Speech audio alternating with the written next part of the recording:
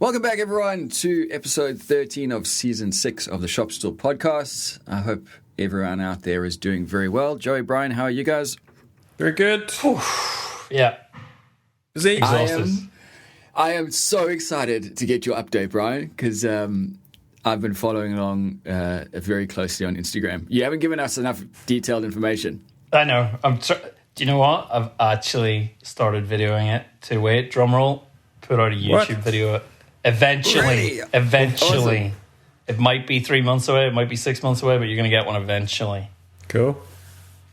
So yeah, I'm just trying to tease little things on Instagram and then hopefully put it together into some kind of package on YouTube, because I spent a lot of time looking at other people's shed builds, and some of them covered the process, but a lot of them didn't cover the why or the planning of it, or the full steps that are involved with planning, building permit, white card, all that stuff. So I kind of wanted to encompass the move to the country with the actual process behind making the shed, the design of the shed, and it all coming together.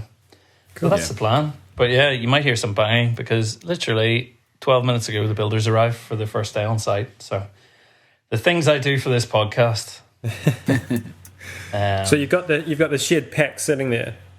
So the pack has been here for, I'm trying to remember if it arrived just before or just after our last podcast, but it's been sitting here for a few weeks now. The slab went down last week and went down fast. Yeah. So it was like... Yeah, it was 2 days, wasn't it? Yeah, it was a team of 4 guys doing the excavation, putting the Rio in and doing all the piers and stuff. And then I was expecting it to be 3 days at least. And no, they literally had it all reinforced by the afternoon. Building surveyor came along, gave it the okay, and then they were pouring it at 6:30 the next morning. Jeez. And how long did the actual pour take? Not very long. It was probably all done by 10:30. Yeah. Wow. And then that is quick. it was just leveling it and burnishing it. So a few people had reached out to me on Instagram saying, make sure you go for a burnish finish, because it just repels the dust a bit better and repels anything that drops on the floor, because it's kind of like it's a cheaper version of a polished slab, Robin. Okay, what are your options with that? You can either leave it like raw concrete, which is you'll kind of still see the marks from them putting the float over it, like doesn't look great. You'll see that in a lot of old garages and things like that. That's what I've got in the current workshop. And yeah, dust will just sit in the grooves. Does have the advantage of being a little bit more non-slip is the only thing. But yeah, dust and finishes just stick to it, so the floor looks like shit. Like literally you could sweep it and then by 10 o'clock the next morning it just looks rubbish. So yeah, these guys did the burnish finish. They had included that in their quote anyway. So yeah, it just involves going across the slab as it's curing with this big kind of, I don't know, polisher, leveler, whatever, and just burnishing it. So the slab went down in one day. It was actually a warm day in Ballarat for the first time since God knows when. So it was curing a little bit faster than they expected. So they had to get an extra guy in to help. And then the next day they came back and cut the expansion lines in the slab. And then it was done. Yeah, so the casting brackets were all in, and I'm going to find out, I'm guessing in the next few hours, whether they're all correctly aligned. Yeah. Because the builder couldn't make it to site when they were doing the slab pour. The builder has a jig that sort of aligns the brackets, that sort of spans across the shed to make sure everything's parallel and square and everything. So he was interstate. So these guys, it looked like they did a good job to me, but yeah, like I said, the next few hours are going to reveal all. So the builders come on site today. There's 2 of them. I think they've got a scissor lift, and it's going to go up fast. Yep. So I should have a total frame with all the purlins and stuff in today, and then hopefully the next couple of days are just cladding and insulating. Awesome. So yeah, so we're recording on Wednesday. By Friday, the shed should be up. Wow. And this is even like it's even better considering the fact that you were told the builders were three months out. Yeah. Well, the fact that you're doing it this quick. It went. I mean, it's just got like, I can't even get the timelines into my head. That's why one of the reasons as well why I'm doing the video, just to have some kind of record of the way everything went, because trying to balance this with jobs, with kids, my head is just spaghetti. So yeah, it was originally going to be 3 months out, which was 2 months ago. So it was going to be about 4 weeks away. And then the builder rang me the day that the slab went in. And he's like, oh, there's been a bit of a delay. And I'm like, oh, for fuck. And then he rang me the day after the slab went in and said, I can start Monday if you want. I'm like, sure. That's the best delay ever. And then he rang me Sunday night telling me he had the flu. So I'm like, oh. But they're here, and I can hear them banging away, opening up the packs. So cool. Yeah, it's a pretty exciting day. Still a long way to go. Like I've spent way too long doing an electrical layout. I just need to get an electrician here and sort of chatting with him. But I keep going around in circles about like how much power, how many sockets, splitting circuits. Give me your advice, Joe. I was just going to say what worked really well in my shed, but I don't know if you have a similar. I assume you will. You have like on the walls between like the vertical posts. You have some kind of horizontal. I don't know what they call them. Like big, top hat purlins. Yeah, like a big top hat kind of purlin on this outside of the wall. And we cut some plywood strips to cover the inside of that top hat. And the Sparkies were happy as to run all their cables through that, all the way around the shed. And so we just have a plywood blank. All the cables run all the way around the shed. And we can pop off the plywood at any point to access the cables. But then also that means all the power is just along that plywood strip all the way around. And it meant they didn't have to do any fancy conduiting and stuff mostly. There was a few bits, but mostly it's just raw wires in that top hat. That is the plan. You can buy GPOs that just sort of is it just Australia that we call them GPOs? Or you call them GPOs? What's that? What is that? GPOs, like a socket. No, something we just power say outlet. PowerPoint. Okay, PowerPoint here is something you do presentations on. We don't have those fancy things over GPOs. You can buy some that actually insert into the top hats, so you don't even need the plywood. You can just sort of put the cabling in a conduit and then have these things. Yeah, but you still have to do conduit, right? Yeah, you have to do conduit, but saves you fixing ply over that whole strip. But anyway, my plan is, if the money still exists at the end of the shed build, is to clad one wall totally in plywood. Nice. So the wall that you come in and face has, images of my work, and then a tool wall. The other wall I don't think I'm going to be able to afford just yet, but it's just trying to work out how many sockets I'm going to put in, because I kind of want this to be a one and done thing, so probably go over rather than under. Just keep putting doubles in. All doubles. Are all your sockets 15 amp, Joe, or no? I actually laid mine out because I've only got a few 15 amp machines. And so I knew where I was going to put them. So I've only got 3 15 amp plugs and 2 3-phase, and then everything else is 230 volt. Yeah. So it's trying to work out my layout, which I've kind of like. There's enough room to be flexible. It's not like my old workshop at Jack's where it was so narrow that I couldn't really cluster things together. Everything was stacked in like a really linear way, whereas being 8 meters wide, like being able to cluster, have the dust extractor, I think, in the middle of the space. I was originally going to put it outside. Put it outside. I know. It might end up moving out that way eventually, but for the time being, like, I like the idea of a centralized dust extractor. The table saw literally right beside it, so there's no. It's a reasonably powerful machine, like it's the twin Powermatic, but having like a 1.5 meter run of ducting from the table saw to the dust extractor to the jointer, max suction. And nothing that I need to step over, nothing that I need to hang. I may buy like a smaller underbench one or something for the router table, and just keep it all separate, because like that's the sawdust will be. Whereas in Jack's, I was having to take sawdust away or give it away to different people, taking it to chicken farms or whatever. Yeah. Whereas here, it will now literally be traveling 20 meters to my veggie garden and 40 meters to a chicken coop. So, like, I'm kind of prepared to empty it a bit more regularly. I don't have to wait till things are full. Yeah. So yeah, I think going with a more localized dust collection rather than having ducting all through the space is going to suit my needs better. Yeah.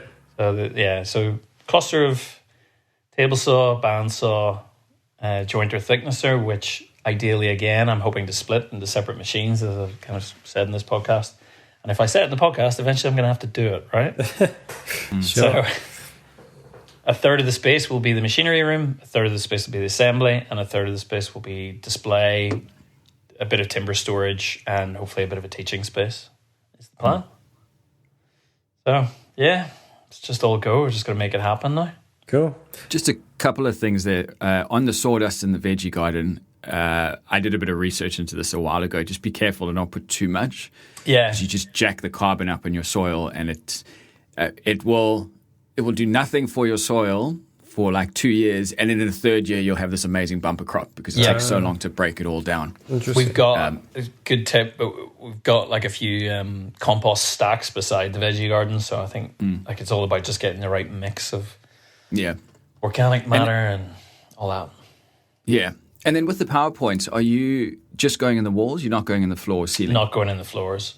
I'll probably do a drop from the ceiling for the cluster of table saw and everything, and have that all as 15 amp. Few 15 amps on the wall for other machinery, and then the rest will probably be 10 amp. And then, like, I was up till about midnight last night looking at lighting solutions. Right. Oh American green lights. That's what everyone goes for in the YouTube space. I don't know if they do it. American green light. That's the gold standard over in the States. I don't know if they have an equivalent here. God, I was getting so deep into it. Like, the color, what's it called? Color. CRI. The temperature CRI, and stuff. color. Yeah, oh my God. So it's like, it's one thing to recommend it. It's another thing to actually be able to find it somewhere in Australia where I can buy it. So yeah, I'm kind of weighing up whether to go with strip LEDs or go with the circular UFO style ones. Open to any advice, Joey. Well, I just had my Sparky stand here and I said, I need this place to be as bright as you can make it for relatively cheap. And so he said, right, we just get the old halogen style, the old fluorescent style, long lights, but it's all LEDs. And he just kept putting them up until it was as bright as shit. Like, I didn't even care about the temperature. I just said, like, make it fucking bright. I don't want to have shadows when I'm leaning over the workbench and stuff. And that's it. So that's what I'd say. And I think I paid $100 a light, and I've got 14 or something. That's pretty good. Wow. Yeah. Wow. So I went the exact same route, LED battens. I don't think they cost that much. I don't know, maybe mine are a shorter length. But yeah, it's funny you say that about sourcing them, Brian. I couldn't find anything locally. I had to get them off eBay. So I really struggled to find them in a store here. But then getting them off eBay, they're relatively cheap. I bought a whole lot of extras for when they inevitably shit themselves. But yeah, that's the way to do it. LED battens, they look great. You can find so many on Amazon America, which they won't ship here, that just daisy chain into each other. Like, so it's like you'd literally have a plug at the end of your run, and you just plug in a light, plug the light into the next light, plug the light into the next light. So that's no super electricity DIY friendly. It's class, eh? Can't find them in Australia. I don't know. That seems like it could be problematic for I don't know supply, but LEDs draw such low. Yeah, you're right. Wattage, like, yes, you're right. So yeah, I'm not a Sparky, so I couldn't really speak. But it sounds a bit too good to be true, but it probably works. I know. So, but the reason they do that is, now I don't know if they do that over where you are, Joe, but here up in the ceiling they don't hardwire anything. If all It's my all lighting plugs, circuits have plug sockets. No shit. And then I go out and buy my DIY LED downlights, jump into the roof, switch it out, off I go. So I don't need to call it a Sparky. Yeah. Yeah. I don't know how I feel about You look that. so much easier. I thought that you'd be all over that. I guess that's... so the rules here are like, you can't have a plug, something like that is like that, like non-hardwired. You can't have it if it's not accessible. Like in a wall, you can't plaster over a plug. Okay, makes sense, in case the plug decides to short. Yeah. And so, yes, the roof space technically is accessible, but most roof spaces are pretty slow to get access to. But so still over here, it probably still technically would work, but I don't know how I feel about it. So it's interesting. Yeah. Certainly Robin, makes the DIY friendly. We think we live in a nanny state, eh? Yeah. I'm truly shocked. I thought, that it would be exactly the same over there, Joe. Because that's pretty much what you're saying then, Brian, is the Sparky puts on the lighting circuit, just puts an open plug there that you plug into. Interesting. Yeah. So you've got 14 in yours, Joe? I think so, yes. I think it's 14. Yeah. So centralized in each bay? Pretty much. Just in rows. But, what do we do? I think looking maybe on every second purlin, we've got a row or something like that. Yeah. I think that's probably what I'm going to do, and then I may add some. Anything that's at a wall is then obviously going to be in shadow when you're standing at it, because the light's coming from. I've got a couple of wall lights that I just plug into a couple of like LED work lights. And just plug them into a PowerPoint on the wall somewhere. Yeah, that's what I think I'm going to do. I've got one by the drop saw, right by my workbench, so I can like see what I'm doing. And so it's just awesome. It's literally just burning money at the minute, but it's horrible that and you don't want to slow anything down, so it just out comes the credit card every time. Yes. So. Something I've always done, and I'm not sure. You mentioned about this burnished concrete finish. Yep. I'm not entirely sure that I have something to compare it to here, but every workshop I've had, I've put a concrete sealer down. It's just a clear, smells like petrol, and you put it down and you can't really tell it's there. But in my experience, whenever you don't have a sealer on the concrete, you're forever sweeping up concrete dust. The concrete dust, And so, like you said, like anything that goes on it is instantly stained into the concrete and stuff. Whereas you pour on this kind of awful concrete sealer stuff, and you've just got something that you can actually sweep and get all that stuff without constantly stirring up the cement dust. It's funny. The advice of these concreters was that because it was burnished to such a level that it's not going to shed much dust. Interesting. And I've noticed it, like I've sort of cleaned the slab a few times, just cleaning all the kangaroo shit off it. Yeah. And I've noticed there is not much dust coming off it. So, like, I know it's something that I'll say, I'll try it for, a year, 6 months and see how it feels. And then if I need to, I can put it down, which is never going to happen because once the machines are not once you've got dust in there anyway. Yeah. No. Well, that's fair enough. If it's easy to sweep now, go for it. But I guess what they must have done is waited till it was quite set and then went over it again to polish the slurry on top instead of just leaving it. Yeah. Correct. Yeah, they were there for about probably 5 hours doing that. Yeah, right, yeah. So, okay. Well, that makes sense. So we shall see. Have you ever put anything down on your slab, Joe? Have you ever put like mats or rubber or anything like that? Like, I've never really, apart from the small like workshop that I'm in now, I've never had a concrete slab. Right. So I don't know how it's going to feel underfoot, whether or not it's better just to buy some decent insoles for your boots, or whether I just bought new boots actually, but that's about it. I don't like anything where I'm going to keep tripping over hazard. it. It's just And I think the worst idea is that black matting with the little holes in it that you need to stand there and like it just fills up with everything you've ever dropped in your life, and you can't sweep it. It's just nightmarish. So I would be against it personally, but if you really the mats would do that. Even the rubber gym mats will carpet, just collect. Anything. Yeah. Especially if like I do the occasional like grind a piece of metal, cut a bolt in half and stuff, and you just end up with steel chips stuck in the rubber, like hot bits, because you're not meant to be doing it in these places, but everyone's going to cut a nail or a bolt when they have to, and then it's just like, careful, Joey, your insurance company will be back onto you again, mate. Yeah, exactly. I know, it's fine. He's tied up his power cables. That's the main thing. Yes.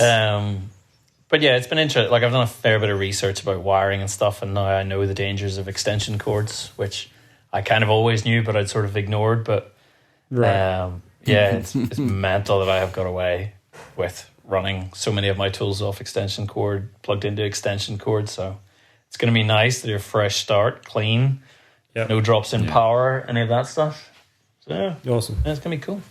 Yeah, cool. I've just looked at some pictures of their burnished concrete. It is really polished. Yeah. Wow, yeah. I didn't realize that they can pull up such a shine. Yeah. And it wasn't much extra cost to do it. Like, they'd sort of built it into their quote, and that's how they won the job off me, rather than the other guy was going to do the same price but not burnished. Cool. Yeah. And just chugging along with other work. The clover table, I got the legs back from Like Butter yesterday. Awesome. So gradually assembling those. And they've machined really nicely. It's that blackwood that I was saying, and it's really nice. Like, it's good stuff.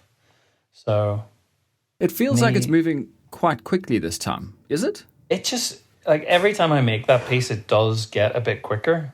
Like, just knowing what stock sizes to buy, like knowing I can go to the timber yard and find shorts. Like, I know that, 800 mil, anywhere between 800 mil and a meter is the length I need for the legs. It's got to be 40 mil so I can dress it down, and just going in and I know the exact number, and like know the grain orientation for the laminations. Like, it does go a lot faster. There's still a lot to go on it, like, but deadline is 7-8 weeks away, so should be doable whilst trying to do the shed and do a couple of other jobs at the same time. Cool. Yeah. All right, Robin. What are you guys up to? Robin, speaking of jobs, what's happening? Yeah. So I'm going to make sure I do this one justice before I get into the actual details. So I had Paul from Timber Assembly reach out to me last week, and I just want to do a quick plug for them. So they are out in Heidelberg in West Victoria. Timber Assembly, they do amazing pieces, vanities, beds, coffee tables, dining sets, some incredible work. That's Paul from Timber Assembly. He reached out and said, I have a client who's got in contact with me from Townsville, looking for a vanity. The shipping cost was too much. Would you be interested in taking on the job? So I said, yeah, fantastic. This is my first proper vanity where I'm sort of engaging with multiple people. Yeah. So instead of just being a table, this is now plumbers, builders. It's a new build that is being worked on, which for me is this is a step up for me. I'm a little nervous about this. It's not something that I've done before. So the clients asked for 2 freestanding vanities with stone tops, and Paul has basically said, this is what I would have done. If you've got any questions along the way, get in touch and I can help you out, because this is what they do. So I'm really stoked to have him on board helping out. Cool. Yeah, this is there's so much stuff that I'm having to do with this for the first time. So his advice, and you're lucky that you get to do freestanding vanities as your first go, because that's about as simple as it gets, really. Yeah. So that's pretty cool. Yeah. His advice was and this is what they will often do, is get a flat pack vanity cut from a cabinet maker. They assemble the vanity, and then they skin it with timber. So he said he used to actually cut the parts himself, but then it just became easier and quicker to just have to outsource that. Is that something you guys have ever thought about? I'd never thought about doing that until I spoke to him, but it seems like a pretty good idea. Thought about doing it with the ones in my house because they're already there, but if it was for a client, I'd probably start new. I am not sure how I feel about that. Yeah. I think if I was doing a timber vanity, I would probably make it from scratch in timber, just because it's hard to know without looking at the style of it. But like if you had lots of like open-legged, slatted type dealy going on, then you pretty much just have to go from scratch. If you're having like a cupboard type thing, that's more of a cupboard that would have a... So it's drawers. It's just drawers. Like a chest of drawers, essentially. Basically, yeah. And it's freestanding. Yeah, I get why you might do that. But in my experience, anything flat pack's going to be made out of wheat bix. So I would probably make it out of plywood, just make a plywood box and then make your end panels, front panels. I would probably do that all from scratch because that's what I'm used to doing. But for any international listeners, wheat bix is a cereal here. Yeah. Weetabix in the UK. Yeah. Rice Krispies or some such. Don't be googling wheat bix product bathroom vanity. Yeah. It just means it falls apart when it gets wet. Yeah. Yeah. So one of the reasons why I love this idea is, so Joe, you got a panel saw. Yeah. Bryan, you've got a table saw. Yeah, right. I don't even have a track saw yet. I was going to buy one for this. This just takes care of all the squareness. I don't need to worry about any of that.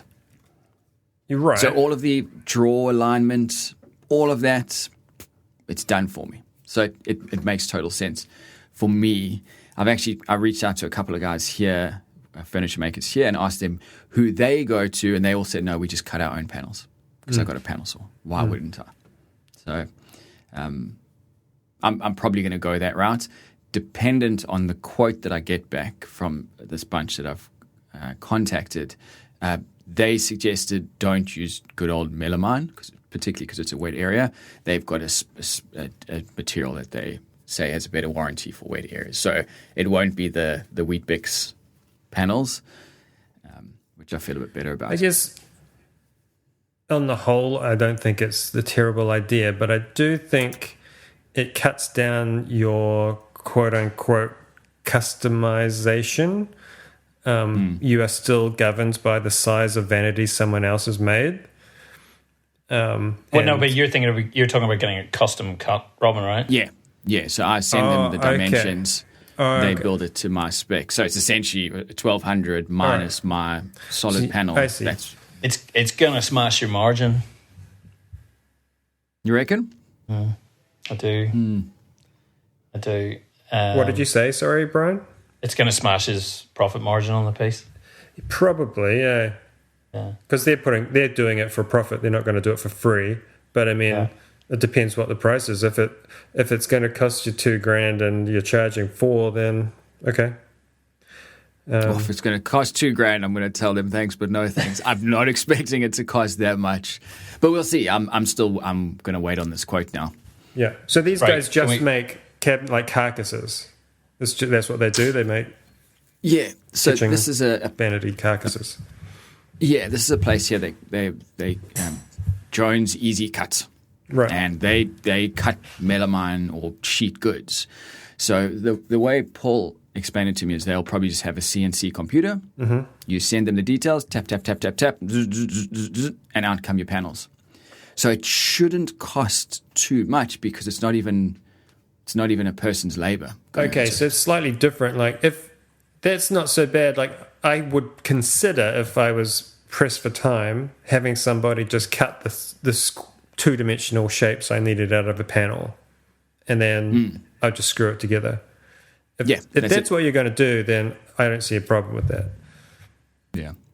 When you first said it, I thought okay, what I thought was buy a Vanity off the shelf, and then you've got to like somehow glue some panels to some awful glossy plastic shit that is their doors and everything, and it's going to look atrocious. But if you're just getting someone else to help you essentially break down sheet goods, then fine, easy. Yeah. But there is a charge. There's a charge involved, but I don't think it would be horrendous because they're not assembling it. Yeah, yeah. Robin, when are you going to buy a table saw, mate? Well, when are you going to join the club? In the last episode, in my last video, I talked about track saw. Yeah, that's my next thing because I still don't want to put a table saw in this. You know, listening to you guys talk about concrete slabs, I have slab envy. I don't think it's worth bringing a big table saw into here. But at least it doesn't have to be a big table saw. Like I've had this professional cabinet saw, the saw stop. I've had that on a particle board floor, a yellow tone floor, and an asphalt floor. So it doesn't have to be concrete. You're just going to be leveling it a bit more. But if you got a lighter saw, man, it is. I just struggle to think how you do work without a table saw. Well, me too. Which is why it's getting to the pointy end of I've got to do something, and track saws feels, especially with the way you guys have talked over the years about how accurate and versatile a track saw or can be. It's good, but you've always got to reset it. Like, I mean, I know you can get sort of fence attachments for tracks and things like that, but for repeatability, a table saw with a decent fence is I can't fathom not having one in my shop. And I know it's a big cost, but I would seriously just sell a kidney, just one kidney. You don't need both. What is a 3 meter long Festool track saw going to set you back? The same as a table saw.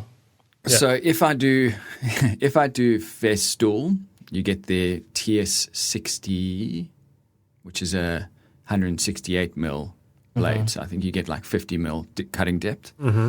On a 1.4 meter track is, do I have 1,400 correct? Yeah, it's about $1,400 and 2,700 of their lengths. Yeah. So $1,400. Oh no, but I mean $1,400 for the 1.4 with the saw. Yeah.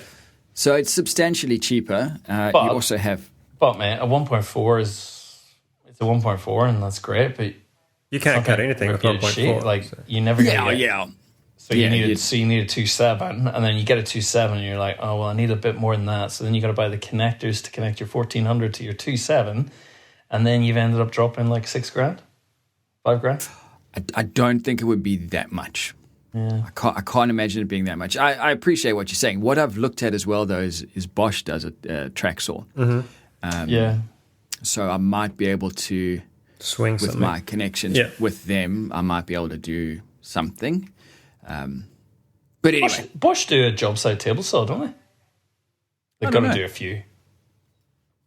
Maybe give your buddies at Bosch a call. I would say if I was looking at a way to break down or cut plywood sheets, I would probably myself opt for a track saw rather than a job site saw or even a small cabinet saw. It's just not big enough. It's just asking for trouble. I used to have one, and I just made all these elaborate tables and supports all around it, and then I bit the bullet and got a proper saw. So it's probably, and because of the size of your workshop, Robin, track saw probably is the way to go for your workshop, I think. Yeah. But my center spot where you normally put a track saw has got all of my big tools already. Thicknesser, bandsaw, etc. Oh, where you put a table saw? I don't know.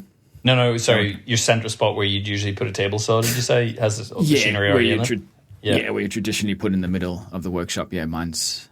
I mean, I could all move all that stuff around, but I don't have a lot of real estate. Just think of the versatility of a table saw, all the jigs you can make for it, all the joinery you can cut off it.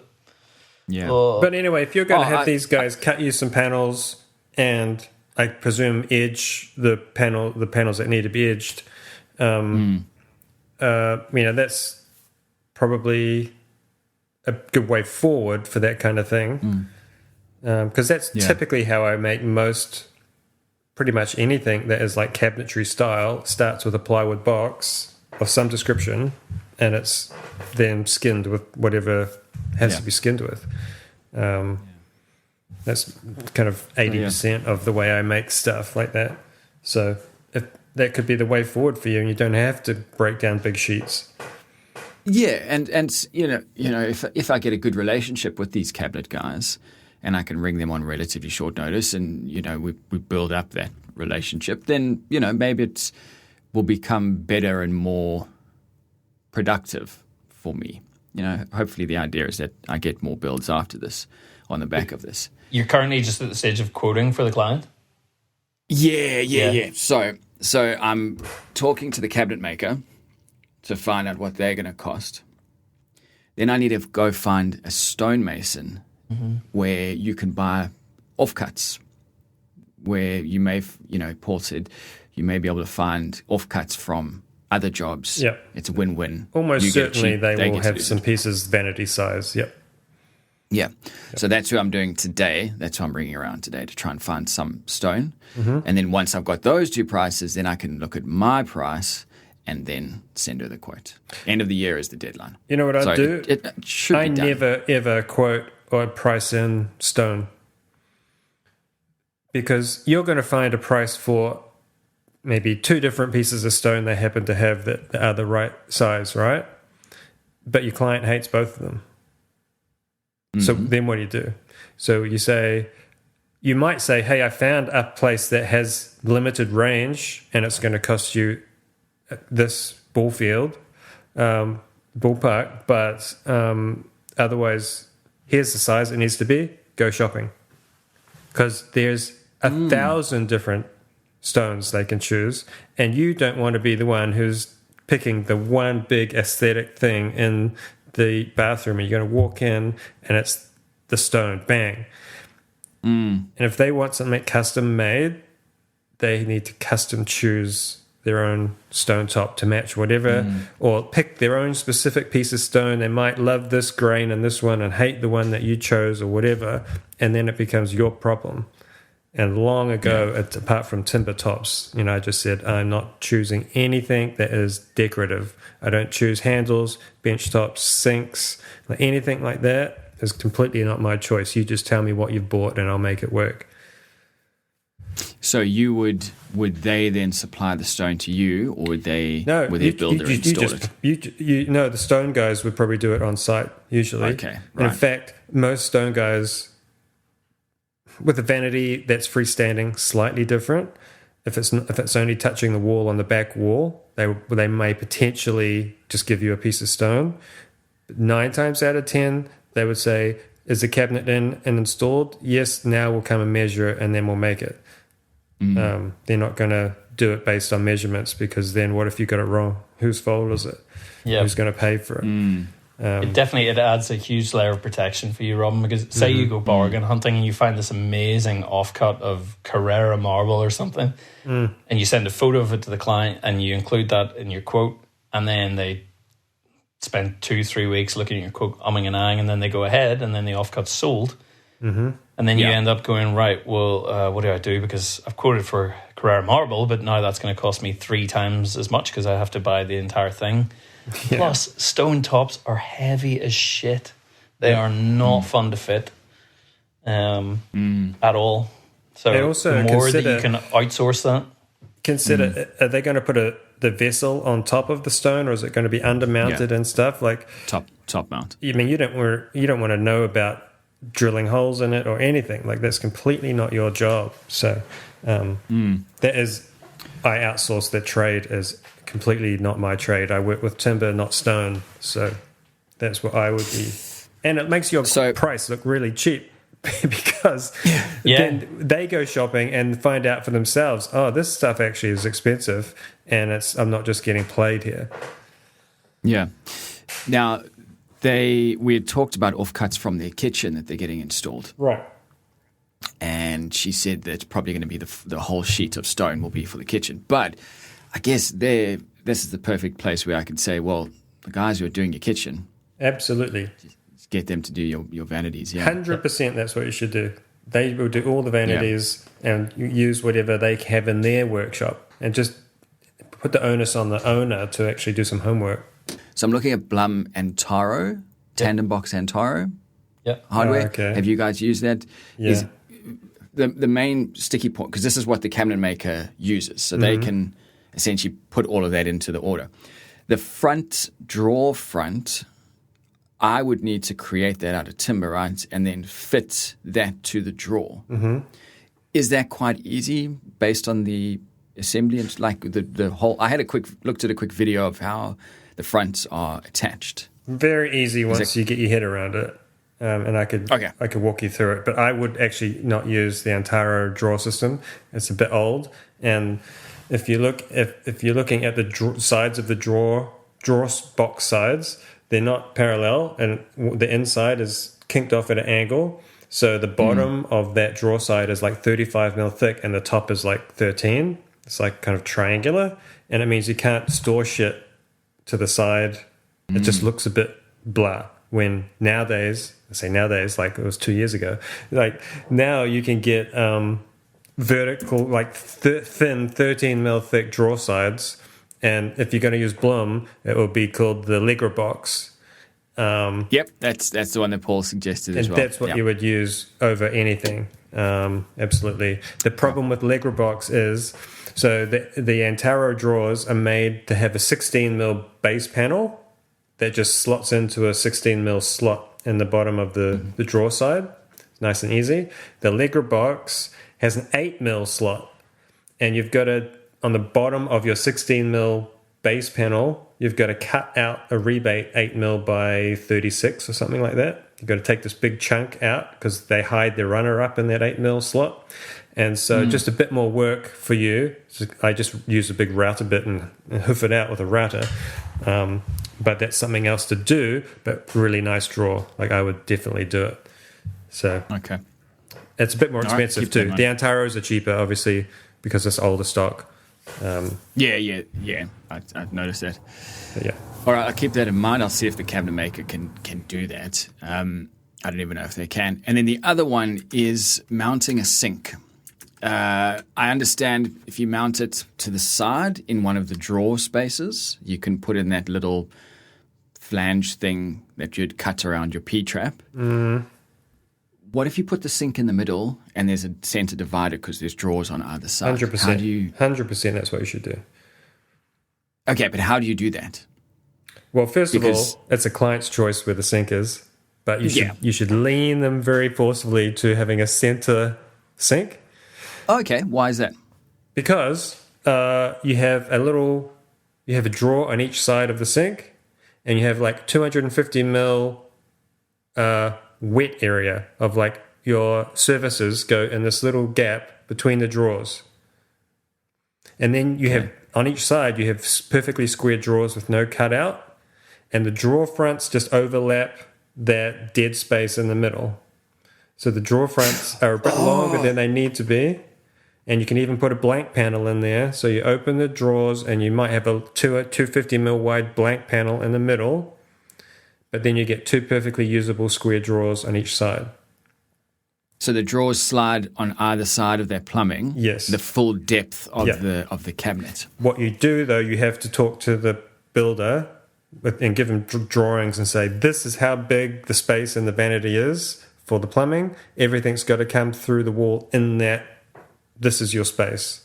Bring whatever you want through here. This is what I'm going to do. And then there's nothing coming through the drawer area.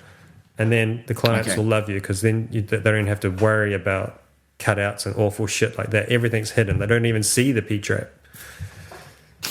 But the cabinet maker will need to build with that in mind, right? Because that center panel is no longer a center panel. No, you have two center panels. Two fins, Yeah. Okay. I can give you a drawing. I mean, I could draw this for you, and then I give you what I would do. I draw it in like 5 minutes and flick you a drawing of it. Oh, and then if you could, that'd be awesome, yeah. You get an idea of what I'm saying, and then you can give that off to the guy who's going to do the cut list. Yeah. What a guy, hey? I've got some sanding that needs done as well, Joey. Yeah, you just pay for my flight, And then you're good. This just one last thing that I'll say about this, because I do want to get to your story, Joe. Paul put together a quick drawing of what he would do. So he sent me the SketchUp file. It's just, I was talking to someone in the comments on one of my other videos just yesterday. Do you know how nice it is going from private sector work environment where everyone is standing on each other's heads to climb the corporate ladder to now, guys, just not only am I going to give you a job, I'm going to tell you how to do it, and I'm going to send you SketchUp files to help you along the way. What an awesome industry this is. Yep. It's amazing. I don't want to get too far into it. But it is so nice. It is so friendly. Man, woodworking is awesome. Yep. All right, let's talk about the shit side of it, Joey. Well, how come I'm associated with shit? Because you got your own theme tune. I don't have a fucking theme tune. He's in his workshop, carving every day. Clients bring their troubles, making his hair turn gray. He builds with love and passion, but they don't understand. They push him to his limit, shrinking his lifespan. All right, take it away, Joey. What's going on? Great. Whenever I talk, I get a theme song. Yep. I don't really have a bad story, but I do have... here's the problem I've got right now. I installed this pretty cool kitchen, and everybody loves it. In fact, I got some interesting feedback from other quote-unquote high-end builders who were blown away with it, and they essentially had said they realize now that they're not actually getting high-end quality of kitchens they thought they should be getting once they saw what I produced, which I thought was quite nice, so I patted myself on the back. Well done. The problem with this big island is 3.1 meters long, and it's having a 20 mil thick stone top, and on one side where you'd have the overhang for a bar type area, it only overhangs about 380 mil, and I have some steel beams running the length of the island to hold that in place. My understanding for this job that it was going to be man-made stone, so you can pretty much do whatever you like with it. It's pretty strong, but it's now 20 mil solid, like some kind of natural sandstone or something, like ridiculously brittle, and so that steel beam I've got has got some bit of wobble in it. Like when we press in the middle, it's got like 5 mil flex, and that needs to be not there because so I have been back to this job 3 times, fiddling around with steel brackets and putting extra things in, and we're better, but we're not 100% there. So I was losing sleep last night, but I've figured a way. I'm going to so I've got, you can imagine where the overhang is. I've got a steel beam, a steel bracket that goes from my cabinetry over the overhang and is meeting that long steel beam at the edge of the island. That bracket I've got's flexing. It's 10 mil steel, and that's actually flexing. So I've decided to replace that, and I'm buying a hunk of 16 mil, 100 by 16 solid steel, and it's just going to sit on the top of the island and cantilever out and meet my other steel beam. And if that flexes, there is no hope for anything else because I can't see. How are they hiding that underneath the stone? I'm hiding it in my cabinetry. But on the cantilever? Yeah, what about on the cantilever? So if you're looking at the island from... so you've got the overhang on the overhang side where the bar would be. And the legs, each end of the island sticks out the full width. So I've got like a solid oak leg on each corner. And then, so I've got a rail connecting the legs together on the long. Right. And that rail is 35 by 70 steel box on its edge. So you only see 35 mil. And that's actually covered in oak as well. And that's what's flexing. So what I'm going to do, which is luckily for me, the way I make my cabinets, I have a base plate and then my sides sit on the base plate, and then I put a rail on the top connecting everything together, and the rail is 16 mil thick, so I can cut a piece of my rail out on the top, and that gives me 16 mil to play with. So I can just sit a big chunk of steel on the top of my island, cantilever it out, meet my other steel beam. It's just a whole lot of tapping and machine screwing and stuff for me to do, because I'm not going to weld anything or have a welder go and do it now that everything's finished and installed. So, but yeah, it's just one of those things that is happening, but I'm fixing it slowly. It's I feel like this is going to be the theme of this pod. If we do this for the next 10 years, this will just continue to be a theme. Yes. I'm getting all pumped and excited and stressed about my first Vanity, and you are building cabinets out of steel. Like, it is so far. Like, I can't even imagine how to start that. Yeah, it's interesting. So I wanted to touch before we go, because we're about right on time. My phone's about to die, actually. So it's been a crazily slow job. Work income has been slow. There's been not many inquiries for the previous 6 months. And in the last 6 weeks, I mean, the phone has just literally not stopped. The people are just ringing up left, right, and center. It's crazy. And I'm getting inquiries for actual pieces of furniture, which hasn't happened since after COVID. So it's been a couple of years of just lots of cabinets for me. And then suddenly people are wanting dining tables and stuff again, which is like a breath of fresh air. But people are wanting stuff tomorrow. And I'm currently booked up to about February. And so I've literally lost, I say lost because I never had them, but I haven't won 10 jobs in the last 2 weeks. Wow. As many as that. Because people just don't want to wait. And so my first kind of thing is, yes, I can make that for you. I'd love to. What's your timeline? Because I'm about 6 months out or something like that. And that's just no reply, or we found someone else. And so it's like, it's interesting that people want custom things but have no desire to wait. And it's just weird. I wonder if it's just going to become more prevalent as current generations get older and they have got less tolerance for patience. I don't know. I love it on the back of that builder telling you that you are the bee's knees. You should be putting that in your email signature. Just a reminder. I'm the guy you want. Think of the best advertising campaign ever. Good things come to those who wait. Right? Yeah, right. Making people wait is not a bad thing. No, I don't care about it, but people don't seem to understand that waiting is part of the process, you know? Yeah. It's interesting.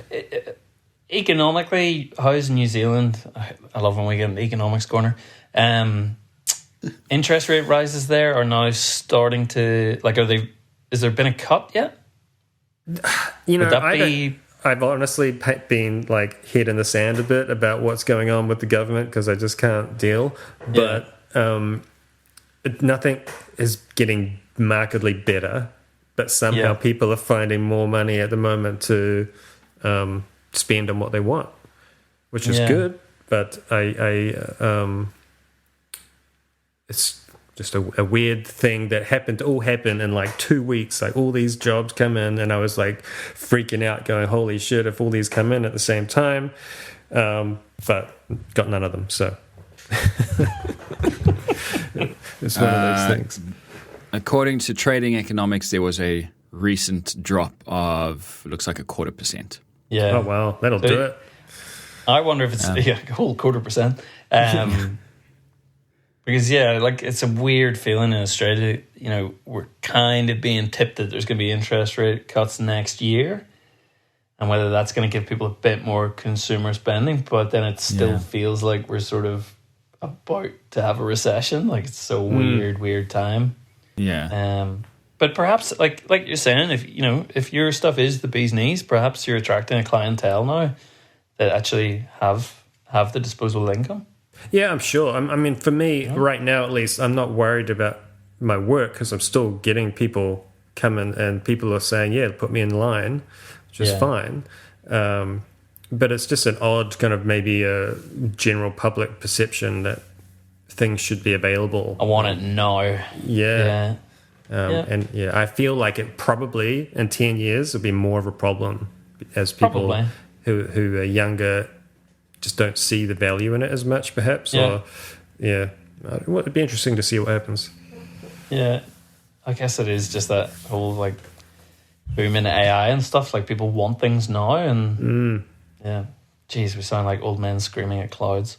Yeah, but yes, I think the good things come to those that wait, and that we are still part of a craft and an industry that takes time, and people need to appreciate it. And if they want it, they got to pay for it, and they have to wait. Yeah. Yes, it's one thing getting AI to design your most wildest, dreamiest kitchen, but find someone to make it, eh? Yep. AI is not going to do that. That's something that I can't remember who it was, but that's something that I realized much later on in my journey, is that when I put together a piece, there are going to be issues with it. There are going to be faults, but that's what gives it that uniqueness. Because you can send an AI SketchUp folder to some machine somewhere to build it, and it will be flawless, but then all the value's gone. I don't think that you can actually build. I think the ability for modern machinery, even now, to actually make anything like what we make is so far away. There's nothing that can make anything like what we do. Hypothetically, in the future, if there was a machine that could do that. This is something that your grandkids will be worried about, Robin. I don't think it's a long way off. I'm quite an optimist about technology and stuff, but like you look at the cost of, like, sure, you can get a sort of a fairly affordable CNC now, but to get anything that's like multi-axis CNCs, and like the price of those is still so prohibitive, and to do technology that's actually assembling furniture, like that's what I mean. Like, it's one thing, stuff. Machines can put together 2D and even 3-dimensional objects, but then try getting a machine that then combines multiple of those. For example, let's just say, because a kitchen is on my mind, a machine can probably cut and put together carcass boxes. But then if you're making a really intricate drawer front system that is like 5 pieces, and they're maybe pre-finished and you can't damage them at all, like how's the machine going to hold it? And then apply glue, who's controlling squeeze out stuff? Like there's no like, I can't see that process happening by machine for so long that Jem's probably working on one at the minute. By that point I think people actually will be wanting handmade furniture and stuff more, because everything is so refined and not even perfect, but janky. Which is my point. Which is my point. That even if we could do it, that's all the value's gone. The value's lost at that point. Yes. Yeah. Cool. All right. All right. Episode. I can hear the impact drivers going. They're already bolting shit together. I think they're doing. I'll be watching portal frames. I'll be watching Instagram stories to see what the update looks like later. Yeah, I'll get the drone up. It's a lovely day, so I'll get the drone up and take some shots. Nice. Oh, was that your drone? I wondered who was taking that footage. Oh, yeah, cool. Yeah, I literally bought one last minute. It's we'll talk about that next time. Sweet. Yeah, okay. Let's do that. We are at time. Yeah, cool. All right, everyone. We'll see you later. Take it easy. Have a good one. Bye.